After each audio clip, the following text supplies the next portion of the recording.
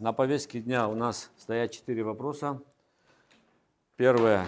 Проект закона Республики Абхазия о развитии малого и среднего предпринимательства Республики Абхазия.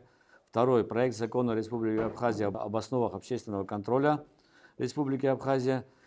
Третье. Проект закона Республики Абхазия о рынке ценных бумаг.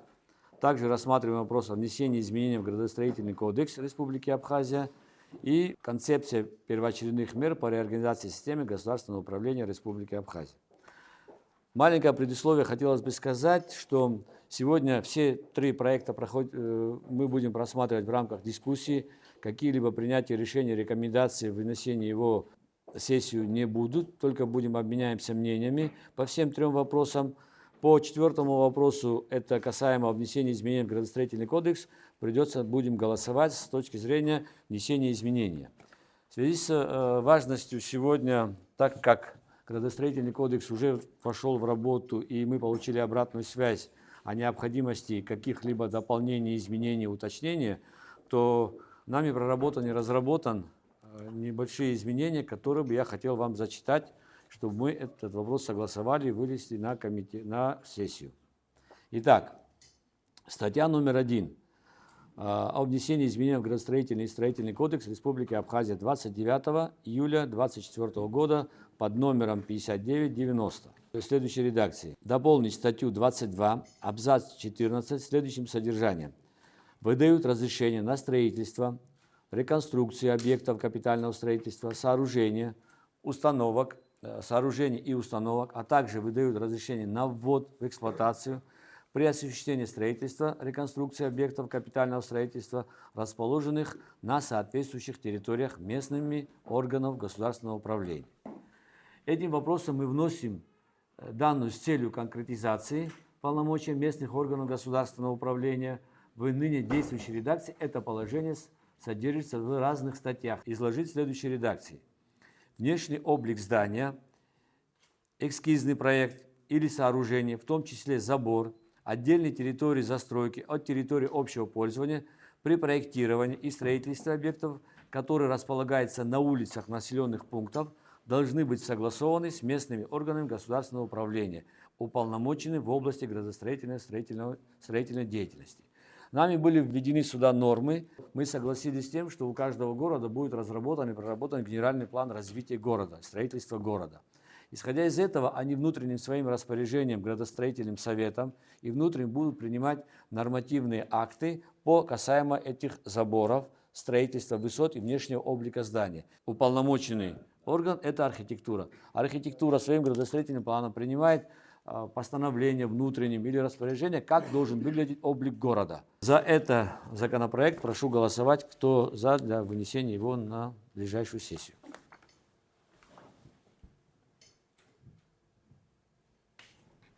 О развитии малого и среднего предпринимательства. Что касается общественного контроля, так, например, в соответствии со статьей 2 Конституции Республики Абхазия, народу, делегируя свои власти, необходимо сохранить возможность влияния на государство через различные институты, в то же время обеспечения обратной связи с ним. Одним из таких институтов как раз таки является Институт общественного контроля. Мы максимально постарались в этом законопроекте привлечь возможность Общественной палаты и других общественных организаций, которые участвуют в политической жизни нашей страны. Они должны влиять, это так называемая обратная связь для всех тех органов государственной власти, услышать, что сегодня беспокоит общество, насколько они должны быть услышаны и как должны быть услышаны. Это один из инструментов доставки той самой информации обратной связи до власти, до структуры власти.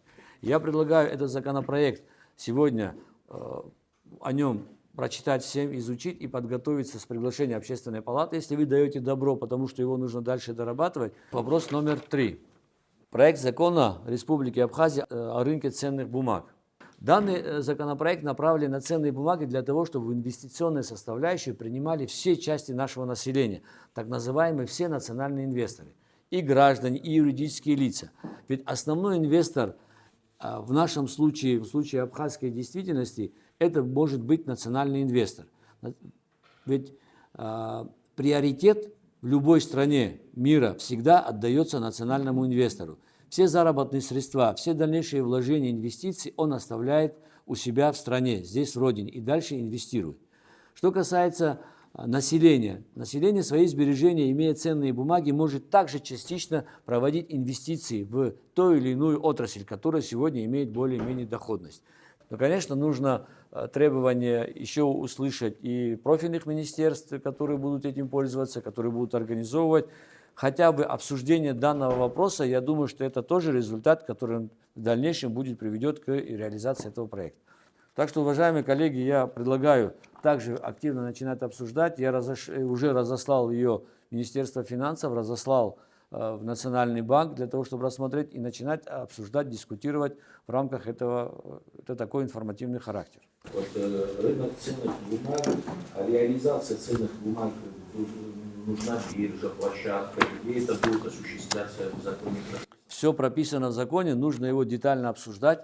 Нужно его детально говорить с привлечением даже некоторых специалистов, которые умеют этот рынок создать у нас. Это специальные законы, это сложные законопроекты уже, которые просто одним суждением здесь, нашим одним совещанием не обойтутся, но этот закон нужен. Он сформирует наше финансовое общество. Всегда даст возможность привлечения национальных таких дешевых денег. Это есть, и при этом мы, если свою инвестиционную привлекательность или свою инвестиционную составляющую заполним сегодня своими национальными инвесторами, то это будет достаточно хороший эффект, результат которого пополнит и бюджет, и рабочие места создать, и весь тот результат, который мы его ожидали. Так мое видение вот по этим трем вопросам. Четвертый вопрос, он также носит характер дискуссии, осведомительный характер, это большей части, наверное, обращение. Мы 30 лет обсуждаем и говорим о реформах. Мы 30 лет говорим о том, что сегодня в стране нужны реформы, реформы серьезные, большие и глубокие.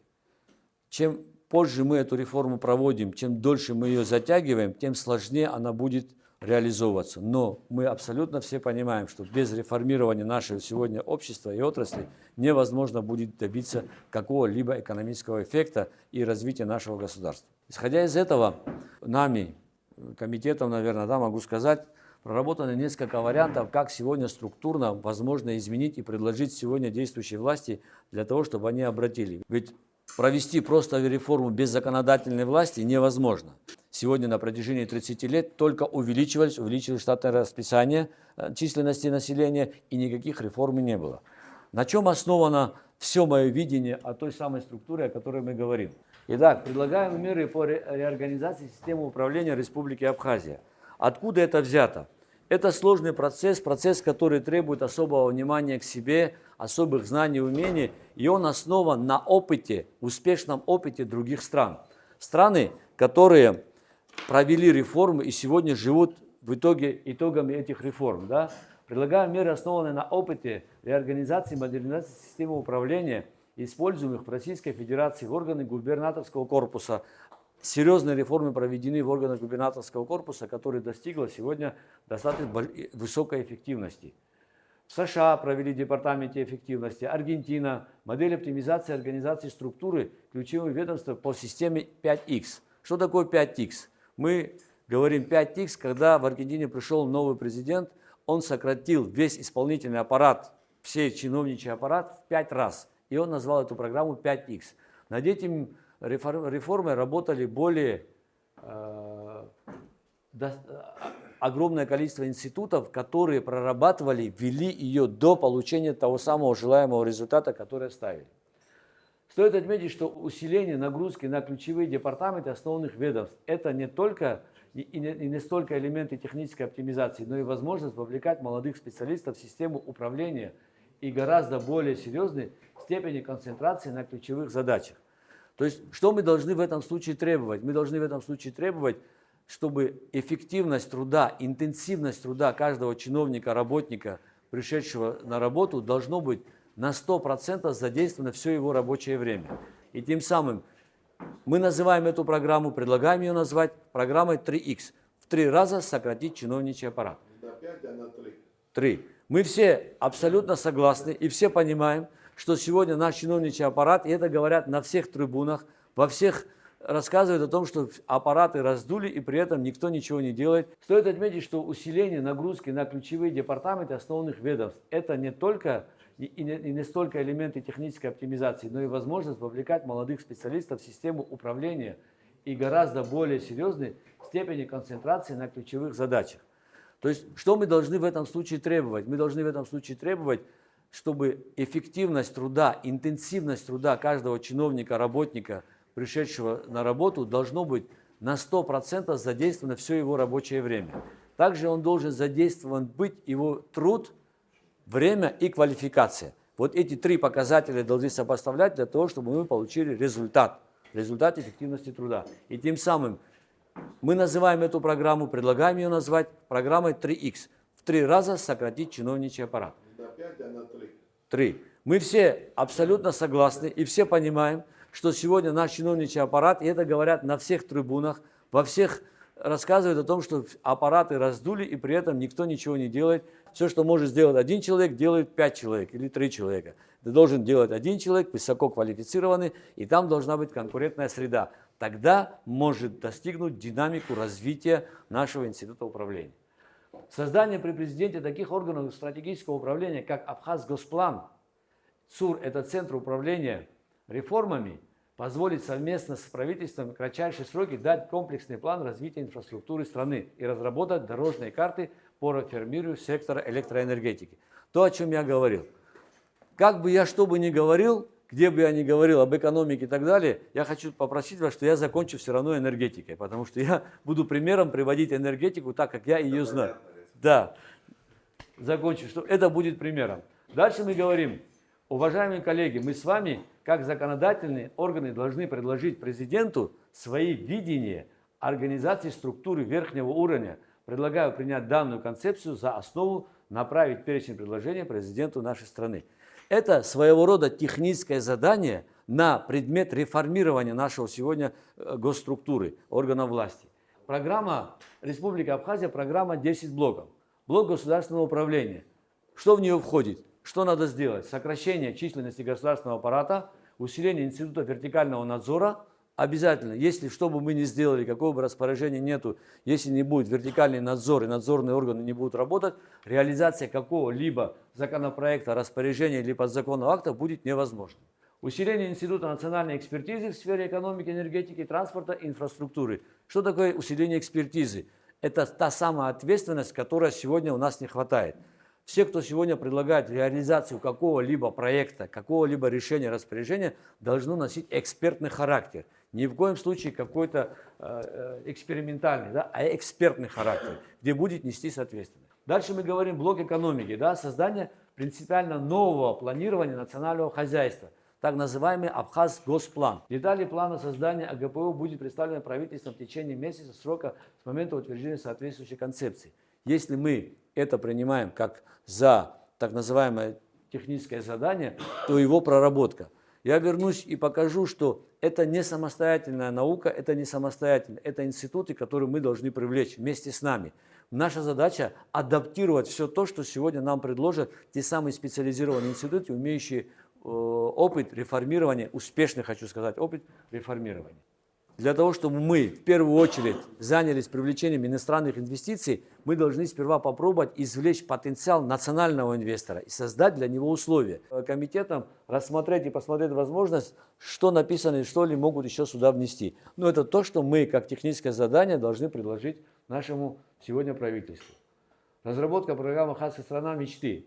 Просто международная политика, утверждение годовой программы культурного и национального обмена с братскими народами год Абхазия и Черкес, год Абхазского Кабардино-Балкарии. Разработка программы «Абхазия. Страна мечты и надежды». Если этому всему давать популяризацию, то это, естественно, создать привлекательность для тех самых отдыхающих, для людей и поднимет наш уровень. Демография. С учетом острой проблемы по естественному выбору населения, создание программы, мотивирующей молодым семьям на опережающий демографический рост. Программа «Детская аренда», льготы молодым семьям по аренде земли, чего-либо, да, создание. Я еще и буду говорить о ипотеках, которых необходимо сегодня нужно молодым семьям создавать. Это о залоге имущества. То тут обвязка идет достаточно большая, комплекса законопроектов, которых мы должны выдать исполнительной власти, чтобы она начинала его реализовывать. Министерство здравоохранения. Здравоохранение – это та сегодня наш Минздрав, который нуждается, наверное, в самом большом реформировании. Как я вижу, действующая структура, что у нас сегодня есть? У нас сегодня есть 4 вице-премьера, 15 министров, 8 государственных комитетов, 10 государственных управлений службы. У всех есть, так если позатратно пробежимся, 4 вице-премьера имеют 4 кабинета, имеют населенный пункт, это как его, машины все служебные. Да, некоторые населенные. 15 министров, у всех по 2, по 3 заместителя в некоторых случаях, да, и Государственный комитет также имеют заместителей и так далее. Но мы из чего это исходил, из чего это сформировали? Наше население 250 тысяч людей. На обслуживание, административное обслуживание 250 тысяч людей не нужен такой большое штатное расписание, такой аппарат управления. Он не нужен, нет необходимости содержания такой атрибутики. Мы предложили, смотри, исключить позиции заместителя председателя правительства и передачи функций ключевым министрам. Нету заместителя, будет один министр. Мы говорим, сокращение количества министров силовых блоков. Отдельная тема, когда надо обсуждать, это, наверное, привлечь нужно Совбез.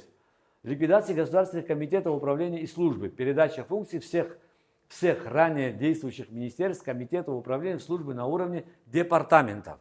Мы имеем министерство, потом департаменты, потом управление, потом отделы, потом эксперты и потом там специалисты. Представляешь, какая атрибутика идет огромного количества людей. Предложенная нами структура выглядит вот так. Измененная структура государственного управления. 5 министров, не более. 4, которых я назвал, силовой блок, не знаю, как сказать, это мы должны вместе обсудить. Все остальные функции переданы в департамент. Эти департаменты, Министерство экономического развития. Мы должны отсюда дать штатное расписание, должностные инструкции и ответственность. Написать им прямо в законодательной форме, выдать всем, чтобы кто бы ни пришел к власти, как бы он ни пришел лояльный, нелояльный по отношению к своим служебным обязанностям, он понимает, что больше этого штата невозможно, но результат ему нужно достичь вот этот. Это должно прийти законодательно. Это наша реальная картина. Я ушел, энергетики, хочу сказать, ушел и хватало, и считал, что очень много людей, 420 человек, но сегодня там 900 человек работает. Я спрашиваю, а что добавилось? Линии увеличились, территорию добавили, что сделали? Ничего. Но там сегодня работает 900 с чем-то человек, а при мне работало 420. Есть разница? А результат был один и тот же, энергоснабжение. 1200 даже. Да, Министерство инфраструктур. Сюда входит департамент энергетики, департамент транспорта. Нет необходимости содержания на 250 тысяч людей Министерства энергетики или Министерства транспорта или других. Этого достаточно условий департамента. Этого достаточно. И в итоге мы получаем, что заместителя нету ни одного, 4 ключевых министра получаем и 18 государственных комитетов нету. Все обнулено. X3 программа. Но как эта программа работает и что мы здесь можем делать? Мы говорим, у нас есть президент. Президенту подчиняется Абхаз-Госплан ЦУРАР. К Абхаз-Госплану, так называемый департамент статистики и архитектуры, для формирования планирования, ведь у любого планирования должен быть горизонт. И чем дальше горизонт планирования у каждой страны, 25, 30 лет, 10 лет, чем дальше, тем страна считается более практичной, более состоятельной и так далее. Вот насколько мы дальше сможем свой горизонт планирования обеспечить еще самими реформами, и это будет показатель высокого уровня развития нашего общества. Но примет это за основу и скажет, давайте вместе совместно прорабатывать, вот тогда мы все подключимся и будем ее прорабатывать. Сюда мы можем подключиться и самостоятельно, но мы четко должны понять, что это самостоятельно сделать невозможно. Над этим работают институты, которые нам должны помогать и решать. Для этого, чьим опытом я воспользовался и у кого я что забрал, да? Я это тоже вам хочу показать. Вот опыт фонда Центра стратегического планирования и разработки консультаций для государственных органов власти. Это те, которые провели реформы в Российской Федерации, те структуры. Смотрите, какого уровня находят ответы на все вызовы, предлагаются стратегически важные решения, основываясь на результатах аналитики, лучшей практики, запускать и сопровождать системы и ключевых сферах развития экономики и общества.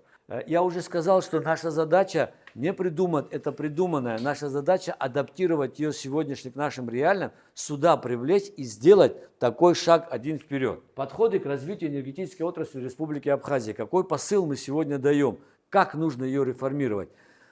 В целом, с реформированием любой отрасли, в том числе энергетики, мы опаздываем минимум на 10 лет. И чем позже мы это будем делать, тем больнее мы будем проводить эту реформу. У нас есть вот это Запад, так называемый сетевой комплекс Запада. Мы говорим центр здесь и Восток. Разделим все это на 3 составляющих сетевые.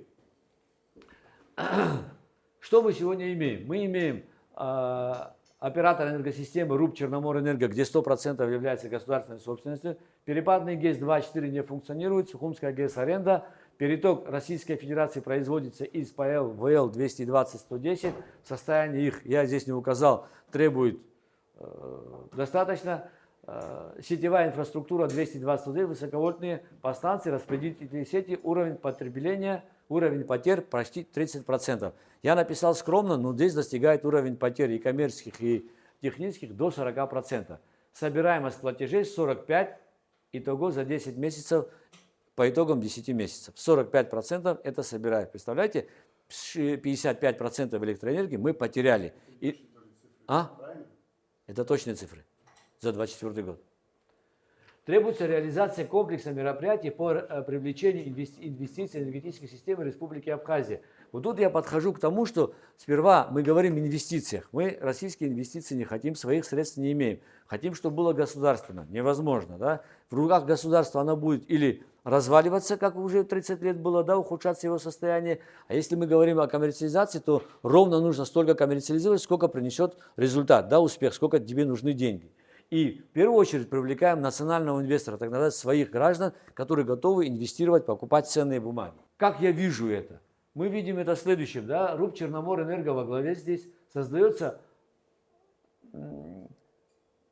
так называемый Запад, сетевой комплекс Запада, сетевой комплекс. Да? Система Запада комплекс составляет из количества абонентов 30 тысяч абонентов. Плюс составляющие там коммерческие потребители, это организации, предприятия. И называем Западэнерго. Мы его называем Западэнерго, или Абхаз Западэнерго, не имеет значения. Мы государству отдаем 51%, 49% инвестор. И вот тут законопроект, в котором мы говорим о ценных бумагах, действует, издаются акции, и все, кто сегодня готов участвовать в инвестициях в энергосистему в существующих тарифах, говорит, ему будет интересно. Тариф должен быть привлекательным для инвестиций. Исходя, энергетическая компания Черноморэнерго описывает нам инвестиции, необходимые в энергетическую направленность Западэнерго. Вот Западэнерго нужно 2 миллиарда рублей. 2 миллиарда рублей разбили. Мы понимаем, что эти 2 миллиарда разбиваются на 3 года. Где их взять деньги? От всех. Объявляем, кто принесет, у результаты дивиденда составляющие будут такие. И мы разбиваем ее 49. Дальше идет центр, то же самое, и то же самое здесь. И теперь мы регулируем. Если нам нужны больше инвестиций, значит, инвестпрограмма составлена, опять дополнительно привлекать. Если оно самодостаточное, регулирует государство. Все регулирует государство своими издаваемыми правилами. Ключевые правила, которые не выведут за пределы, это правила эксплуатации электричества, правила расчета тарифа на электроэнергию по классам напряжения и правила установки электроприбора. 3 правилами, большими томами книг, которыми управляется вся энергетика всего мира.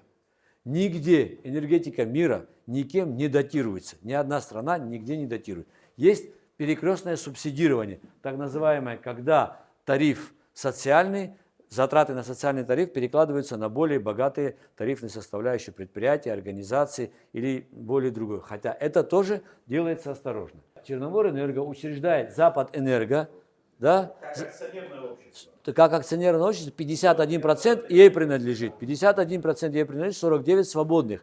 Выносит инвестпрограмму, обозначает цифру, обозначает объем инвестиций и начинает туда инвестировать, привлекать эти средства. И если эти инвестиции недостаточны по инвестиционной программе, и чем позже мы это сделаем, тем больше денег нужно для инвестиций, для получения результата энергетической эффективности, то тем больше средств нужно. Тогда процентная цена будет другая.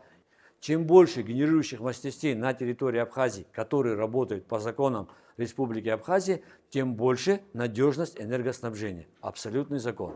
Если переток может быть не всегда. Этот переток не рассчитан на долговечность. Сегодня могу абсолютно техническую сказать вам информацию, что в летний период в Сочинском узле нет возможности подать 1 мегаватта в нашу сторону. Только в зимний период не более 250. И с каждым годом они уменьшаются. какой-то дополнительной генерации на территории Сочи и Адлерского района они не построили, а для того, чтобы получить переток из атомных станций с Ростовского атомных станций и так далее, необходимо построить большие 500-киловаттные линии. Вот как складывается там энергетическая картинка. И для этого нам сегодня нужно начинать развивать и структурировать и реформировать нашу энергетику. Так же, как и все остальные наши направления, отрасли и ведомства. Так нужно делать. Вот этот посыл, о котором мы сегодня говорим, своего рода является техническим заданием для начала, для обсуждения темы реформирования тех или иных отраслей. Все возможно позволит из расчета наших средств, имеющихся ресурсов денег, к реформированию, улучшению качества их работы. X3 программа рабочая. Все понимаем, что у нас много сегодня исполнительного аппарата, у нас много сегодня чиновничьего аппарата, много они тратят, затрачивают, и нужно с этим сегодня нам бороться. И мы первые, если вы согласны со мной, посылаем посыл руководству, что мы готовы, парламент готов трудиться, работать во благо реформирования всей этой нашей отрасли, и мы готовы еще раз и еще раз показать. Это цель сегодняшнего моего выступления и вот этой презентации, довести до коллег то, что мое видение, как оно должно выглядеть, и получить от вас самое главное согласие, одобрение, чтобы мы все стали участниками именно этих реформ, чтобы мы все на себя взяли. Это не только мой труд должен стать, это должен стать трудом всех наших депутатов. Если мы сегодня дадим свой посыл и покажем направление, что мы готовы работать с точки зрения законодательства и участвовать в процессе реформирования, я думаю, это будет хороший показатель для исполнительной власти и поддержка, что страна готова к реформам.